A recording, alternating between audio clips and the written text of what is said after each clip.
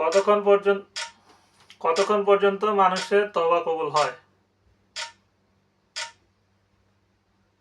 আল্লাহ তাআলা বান্দার তওবা ততক্ষণ পর্যন্ত কবুল করেন যতক্ষণ না তার মৃত্যুর গড়গড়ানি শুরু হয়, অর্থাৎ মৃত্যু ঘাড়ে আসার আগ পর্যন্ত মানুষের তওবা করার সুযোগ থাকে। এ বিষয়ে হাদিসে বর্ণিত হয়েছে, আল্লাহ তাআলা বান্দার তওবা ততক্ষণ পর্যন্ত কবুল করেন যতক্ষণ না তার মৃত্যুর গড়গড়ানি শুরু হয়। তিরমিজি।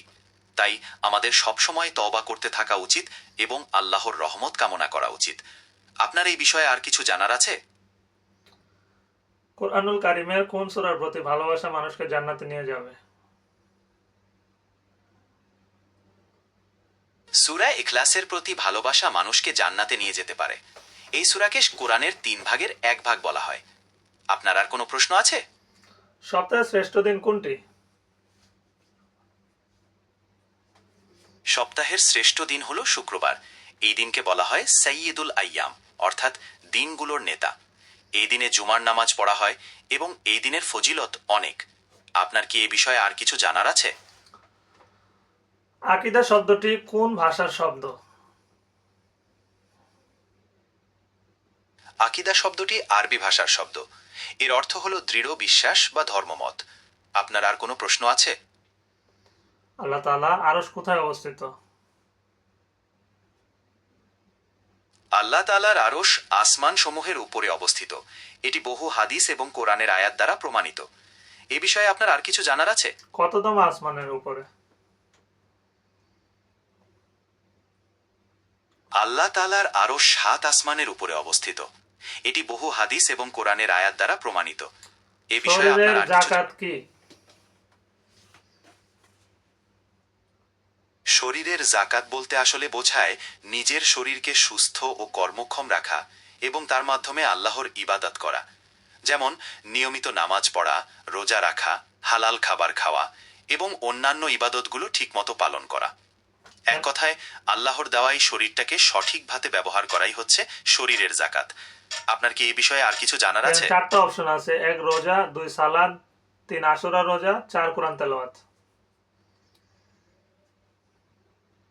এই 4টি অপশনের মধ্যে শরীরের জাকাত হিসাবে সবচেয়ে উপযোগী হলো রোজা, কারণ রোজার মাধ্যমে মানুষ নির্দিষ্ট সময়ের জন্য পানাহার থেকে বিরত থাকে, যা শরীরকে পরিশোধিত করে এবং আধ্যাত্মিকতাকে উন্নত করে। আপনার এই বিষয়ে আর কিছু জানার আছে? দুনিয়ার আগুন জাহান্নামের আগুনের তুলনায় কেমন? দুনিয়ার আগুন জাহান্নামের আগুনের তুলনায় অনেক কম শক্তিশালী। হাদিসে এসেছে যে জাহান্নামের আগুনকে 70 ভাগ দিয়ে ভাগ করা হলে তার 1 ভাগই দুনিয়ার আগুন। তাই জাহান্নামের আগুন অনেক ভয়ঙ্কর। আপনার আর কোনো প্রশ্ন আছে?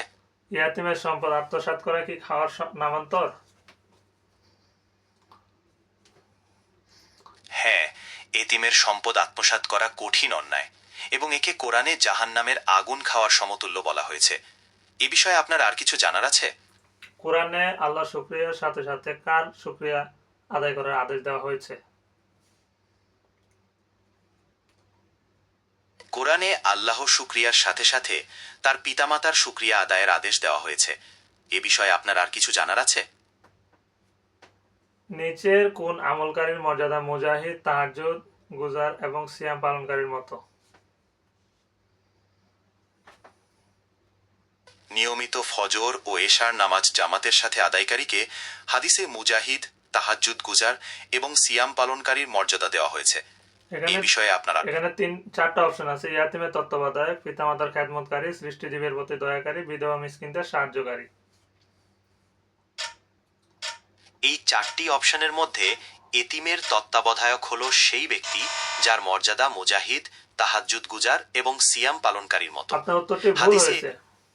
বিধবা মিসকিনদের সাহায্যকারী সঠিক উত্তর হবে। দুঃখিত, আমার উত্তরটি ভুল হয়েছিল।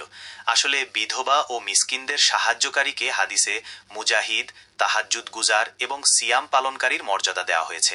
আপনার এই বিষয়ে আর কিছু জানার আছে?